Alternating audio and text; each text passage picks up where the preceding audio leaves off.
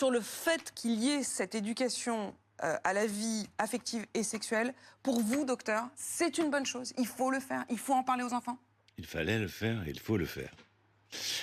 Parce que moi, en tant que gynécologue, j'ai été confronté à des conséquences d'une absence de formation à l'éducation sexuelle sur plein de plans.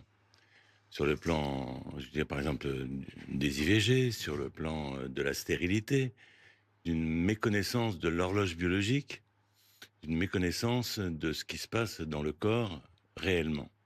C'est à Et puis, l'école que ça doit s'apprendre, ça. oui, c'est là où il peut y avoir une diffusion relativement équilibrée avec des enseignants formés, c'est tout l'enjeu un peu de la discussion, et aussi des associations de parents ou d'autres associations et des médecins qui peuvent participer. Je pense d'ailleurs aux médecins à la retraite aiment beaucoup ce genre de formation.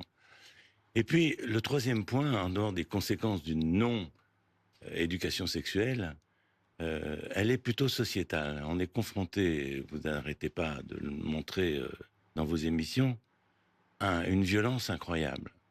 Cette montée de la violence qui n'existait quand même pas il y a 25 ans, alors que la proposition de loi date de Date d'il 25 y a ans. 25 ans. Hein, Elle n'est voilà. appliquée que maintenant, mais ça fait 25 ans qu'on en parle. Exactement. Donc, je disais, cette violence et cette absence de convivialité et de relation à l'autre, elle devient dramatique dans notre société. Alors, je ne dis pas que l'éducation sexuelle est la voie pour résoudre tous ces problèmes, mais elle est quand même un chemin.